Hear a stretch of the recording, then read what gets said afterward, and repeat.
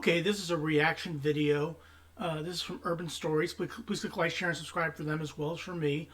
London versus New York City epic battle. Well, let's take a look and see what this is all about. Now, I've been to New York City, but I've never been to London. And that's going to change in about 8 days or 9 days when I fly to London for the first time. London versus New York City. These iconic cities are often compared, and they do have a lot of similarities. But in our competition, there can be only one winner. Round 1. Green space. Both London... Now, I think New York City is basically urban jungle with the exception of Central Park, if I'm not mistaken. London and New York have a fair amount of parks and gardens, but there is a reason why New York is often called a concrete jungle. London is actually made up of 62% green space versus New York's 14%. Yes, New York has the iconic Central Park, but London parks are more evenly distributed across the city.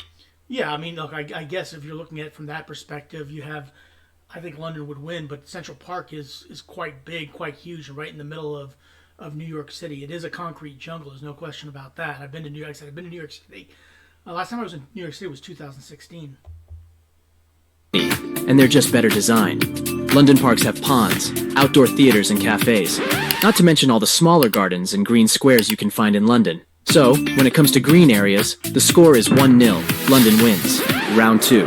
Metro system. London and New York City have Yeah, I think the New York City has a great metro system. London's is very good too. Like I said, I'm going to find out London in about 8 or 9 days, but New York City has a very good metro system. Developed metro systems that can get you almost anywhere in the city, but the price is very different. New York City subway costs $2.75, no matter when and how far you travel.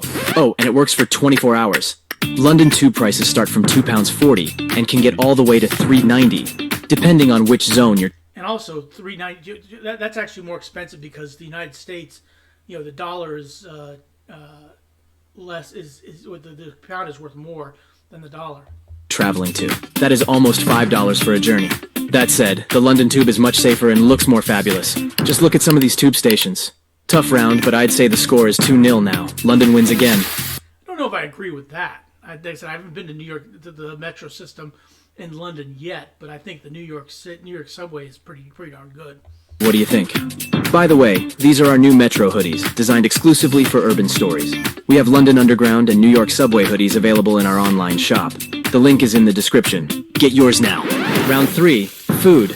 I don't mean the... Now, I think New York's going to win this one because they got the best pizza in the world is in New York City. Fine dining experience. Both London and New York City have an insane choice of Michelin star restaurants and national cuisines from all over the world. No, I'm talking about regular meals that an average Londoner or New Yorker eats for lunch every day. Based on multiple surveys, the most common lunch in London is a bag of crisps and a pre-made triangle sandwich made of sponge bread and something in it. Doesn't matter. Yeah, that doesn't look too appealing to me. I'm sure it's fantastic, and I'm sure I'd love it when I try it, but I gotta think New York City with a slice of pizza is probably gonna win this one. No matter what's in it, really. Smoked salmon or egg mayo, they usually taste the same. But hey, if you're after convenience, these sandwiches are sold everywhere, from supermarkets to gas stations. Yum. The most popular lunch in New York City is either a slice of pizza or a hot dog. Maybe a bagel with avocado in it if you're a hipster. And since neither Americans nor Brits know how to make bread, your only hope is that at least the sausage in your New York hot dog is good. What a tough round. And the winner this time is no one. The score is still 2-0. I disagree with that. I would put New York City. First of all, I think it's 2-1 New York City in my book. Round 4. Nightlife. New York City and London have hundreds of bars, breweries, and pubs, but their availability is very different. New York bars stay open very late. On average, the last call is 4 a.m., and the first call is 7 a.m. No wonder it's called the city that never sleeps. Yeah, that's true. It's a city that never sleeps. So, I think the nightlife in New York City is pretty good. Like I said, haven't visited London yet, so maybe I'm a little bit biased for the New York City. London pubs close around 11 p.m. Do you know why? Because it's a national law introduced during World War I to ensure the workers made it into the factories on time in the morning. Yeah, that makes sense.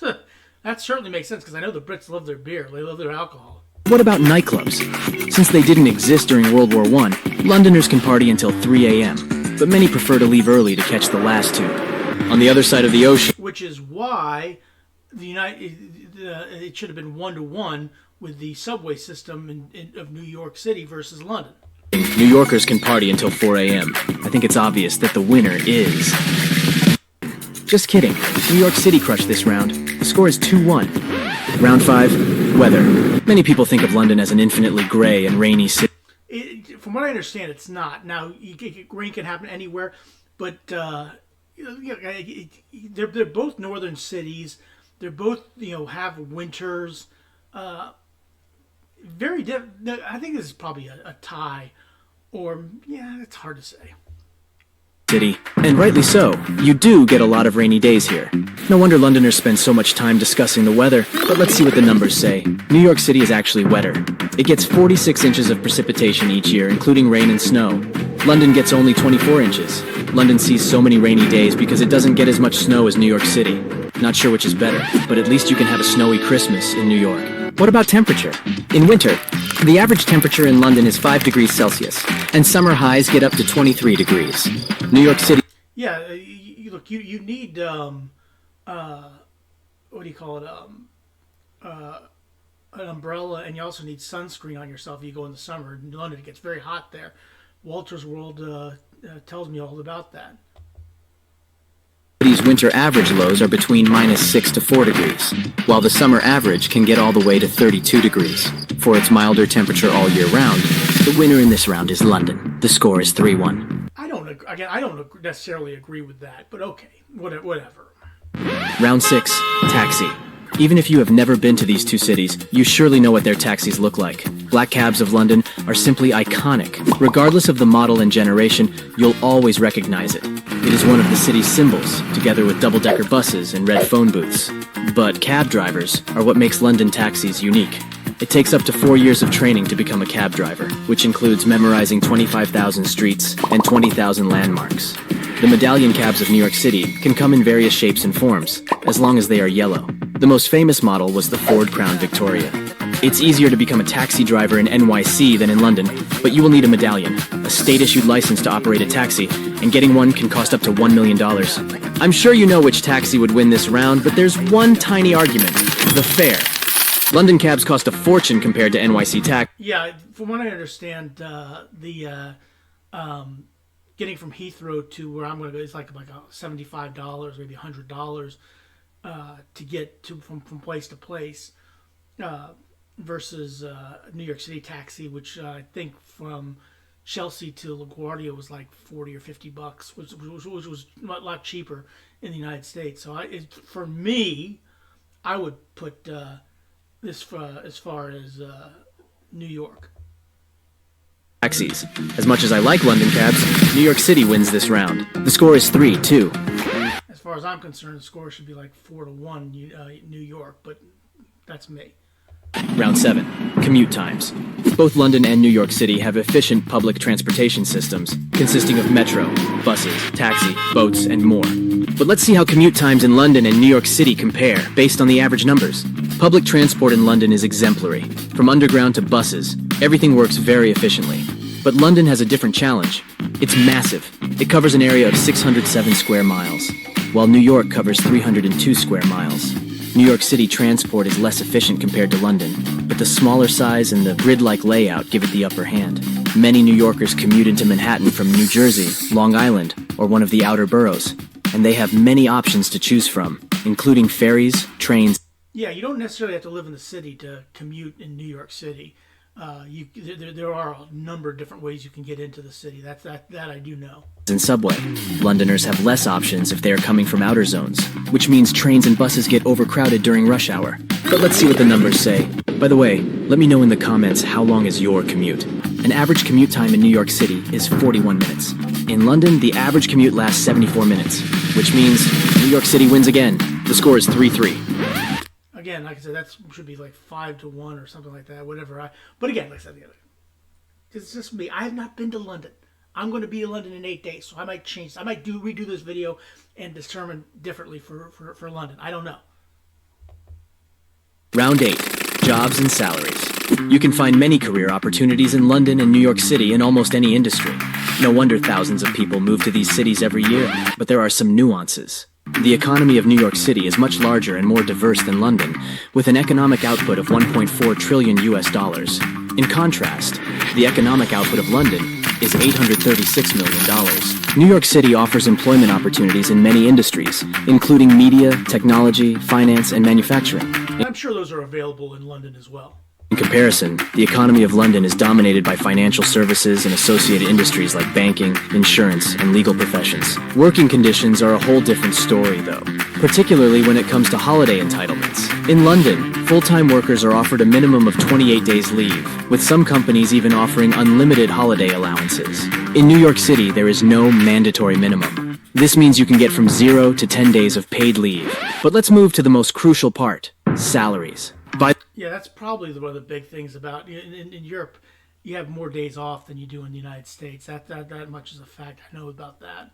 By the way, which industry do you work in? Let me know in the comments. The average yearly salary in London is £41,000, or around 51,000 US dollars. The average salary in New York City is 86,000 US dollars, which is roughly 69,000 British pounds. With all the pros and cons considered, this round's winner is New York City. The score is 3-4. Round 9. Cost of living. Both London and New York City are very expensive to live in. It's very expensive to live in New York City, and it's very expensive to live in London. That much I know for a fact. are incredibly expensive to live in, but only one city can win in our video, so let's compare. Let's start with something simple: the cost of an average meal. A meal at a regular restaurant in New York will cost you around $25. In London, it's roughly £16. Moving on, utility bills.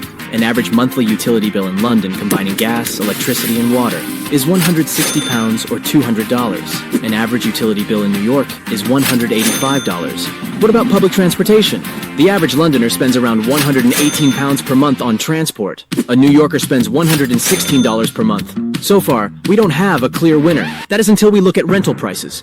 Yeah, rental prices are got to be big. I don't know. It's hard to say.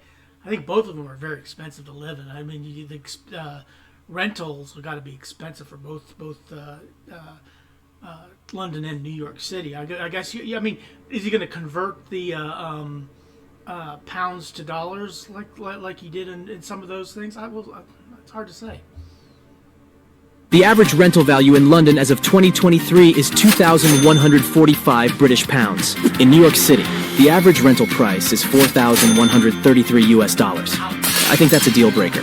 The winner of this round is London. The score is 4-4. In April 2018, something very unusual was reported by almost every major news outlet, both in London and New York City. For the first time in history, London had seen more murders committed over the last 2 months than there had been in New York. Has London become more dangerous than New York? Let's find out. This is London versus New York City. Final round, safety. London and New York City are relative. Now, New York City was very safe when I was there. Okay, I've been there quite a few times. Last time was 2016. I walked around the city perfectly safe. Was not worried about anything. Didn't have to worry about being shot, being murdered, being pickpocketed, the whole 9 yards. Again, haven't been to London yet, so I might redo this video after I get back from London just to see if I agree or disagree with it. Relatively safe compared to many other cities of similar size and population, but just like any other big urban area worldwide, they can still be quite dangerous. But let's look at the numbers. In 2022, New York City saw around 17,000 robberies, 26,000 felony assaults, and 15,000 burglaries. What about London? This is where things get pretty shocking. Whopping 25,000 robberies, 38,000 burglaries, and 58,000 thefts from person. But things look quite different when we look at violent crime. London is famous for knife crime. The city saw over 12,000 stabbings and 109 homicides in 2022. Geez, what's wrong with you people in London? Why are you guys stabbing people? What's wrong with you? I'm going to ask what's wrong with us in New York City for shooting people, but that's bar for them. But yeah, that's why you knife people? On the other hand, New York City has way less knife crime, because people here can carry guns. No wonder the city recorded 438 homicides in 2022. That's 4 times more than in London. This was the most challenging round ever in this series, and here is my verdict. The winner is... you get to choose this one. You have all the numbers in the video. Which city do you think is safer? Let me know in the comments. Okay, London versus New York City. This looks like in his mind it came out with a draw, and we choose who wins. You know, it's up to us, but you know, it is what it is. Please click like, share, and subscribe for him as well as for me. I would choose. Well, again, I can't choose yet. I'll have to wait till I get back from London to see what that's like. But please click like, share, and subscribe for him as well as for me. You have a good rest of your day. Thanks for watching.